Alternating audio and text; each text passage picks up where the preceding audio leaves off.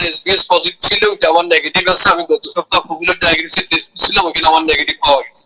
হাত পা জ্বালা পোড়া এবং বিভিন্ন আরো কিছু সমস্যা আছে, এগুলা বমি ভাব, মাথা ঘুরানি, এগুলো আমার ভালো হয়েছে ইনশাল্লাহ। আপনারা এই ওষুধটা দাওয়াতে খাইতে পারেন, জন্ডিস প্লাস ওষুধটা খাইলে আপনাদের ইনশাল্লাহ ভালো লাগবে। আসসালামু আলাইকুম, আমি মোহাম্মদ সেলিমউদ্দিন, চট্টগ্রাম ডিস্ট্রিক্ট সন্দ্বীপ আমার বাড়ি।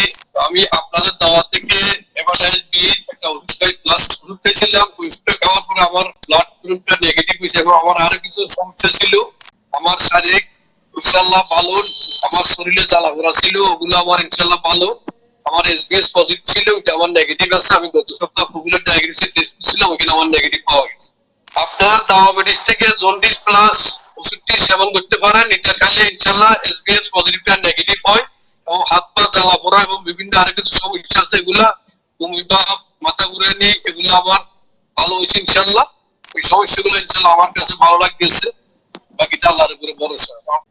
ইনশাল্লাহ আমার হাত পায়ে জ্বালা পোড়া ছিল, আর কিছু সমস্যা ছিল, ওগুলো আমার ইনশাল্লাহ ভালোর দিকে আছে আলহামদুলিল্লাহ। আপনারা যারা আগ্রহী, যারা আপনাদের এসবিএস পরিবেশ, আপনারা এই ওষুধটা সেবন করে খাইতে পারেন, তাহলে ইনশাল্লাহ আপনারা ভালো একটা ফল পাবেন, এটা আমার আস্থা বিশ্বাস আছে। আপনারা এই ওষুধটা দাওয়াতে খাইতে পারেন, জন্ডিস প্লাস ওষুধটা খাইলে আপনাদের ইনশাল্লাহ ভালো লাগবে। আসসালামু আলাইকুম।